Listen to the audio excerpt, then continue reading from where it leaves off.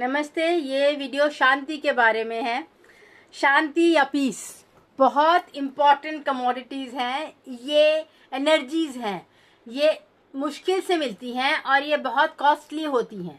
इनको मेंटेन करने में बहुत इन्वेस्टमेंट लगता है। लिटरली अगर शांति बनाए रखनी है तो आपका पूरा इन्वेस्टमेंट ऐसी चीज़ों पे होता है जो एक्सपेंसिव होती हैं, जैसे खाना जो रिच इन कंटेंट है, पानी जो क्लियर है, गुड एटमॉस्फेयर हाउस में, तो इलेक्ट्रिसिटी है, इवन इफ आपके ज़्यादा बिल्स आ रहे हैं, नेचुरोपैथी में इन्वेस्ट करना, मसाजेस में इन्वेस्ट करना, ट्रीटमेंट में इन्वेस्ट करना ताकि आप हेल्दी रहें और पीसफुल रहें। तो पीसफुलनेस बहुत एक्सपेंसिव है और पीसफुलनेस लोग अवॉइड करते हैं क्योंकि पीसफुलनेस बहुत एक्सपेंसिव है। मगर आज की करेंसी पीसफुलनेस है।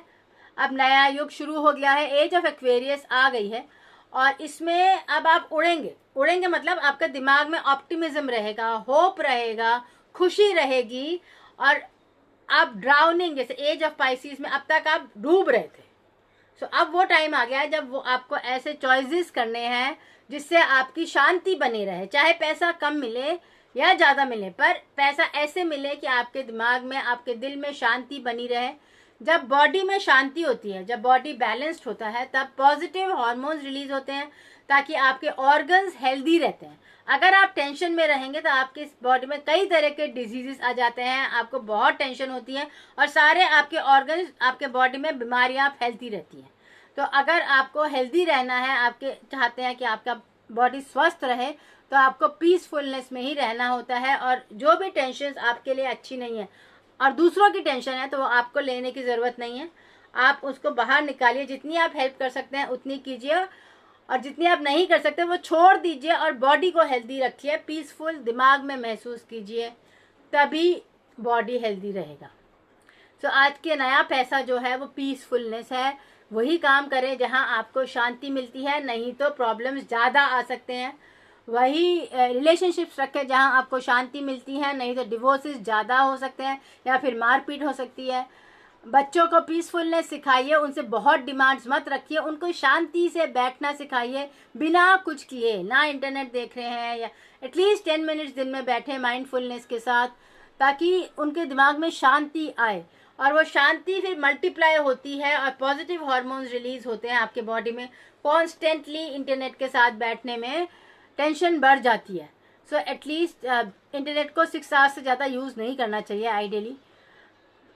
अब हो रहा है यूज़, वो अलग बात है क्योंकि बच्चे एंग्जाइटी में रहते हैं और फिर वो एस्केप करते हैं।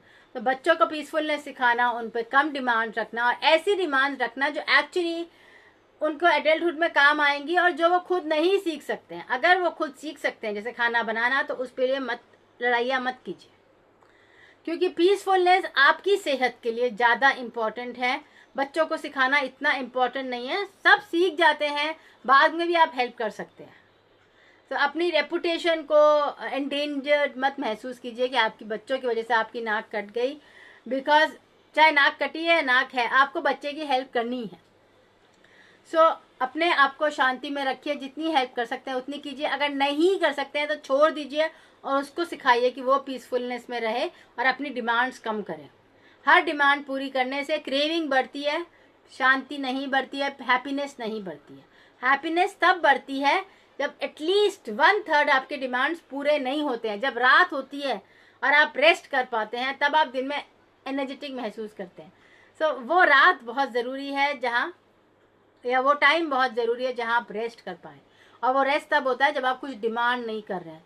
तो माइंड को कंट्रोल में रखना और अपने डिमांड्स को कंट्रोल में रखना और पीसफुलनेस पर ध्यान देना, यही तरीका है ज़िंदा रहने का एज ऑफ एक्वेरियस में, सतयुग में, कि आप कंटिन्यूस कॉम्प्रोमाइज़ ना करें मगर अपने दिमाग की शक्ति पे ध्यान दें। सिर्फ योगा से नहीं होगा क्योंकि वो बॉडी शक्ति है, उसके साथ आपको दिमाग की शक्ति के लिए मेडिटेशन करना बहुत ज़रूरी होगा।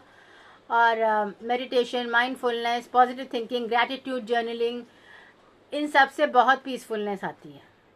जर्नलिंग आप माइंड में भी कर सकते हैं, अपने आप ही थैंक यू 10 चीज़ों के लिए रोज़ दिन में बोल सकते हैं। जॉय पे ध्यान देना, खुशी पे ध्यान देना और वो चॉइसेस करना जिससे आपको अच्छा लगे। ये नहीं कि दूसरे ने फेवर किया है तो आपको उसको खुश करने के लिए चॉइसेस कर रहे हैं। जो आपको लग रहा है कि उसने फेवर किया है, तो आप हेल्प करें। अगर आपको लग रहा है कि वो आपका इस्तेमाल ही कर रहा था तो हेल्प करने की ज़रूरत नहीं है, उसको प्रूव करने की ज़रूरत नहीं है कि आप अच्छे हो और वो कह रहा है वैसा नहीं हो, आप अच्छे हो। किसी को प्रूव करने, आपको दिल में महसूस करना चाहिए कि आप अच्छे हो और वो काफ़ी है। शादियों में ये बहुत इंपॉर्टेंट है, बिकॉज लड़कियां बहुत अब्यूज़ होती हैं, लड़के भी बहुत अब्यूज़ होते हैं। तो आजकल लड़कियां ज़्यादा प्रपोर्शन में अब्यूज़ हो रही हैं।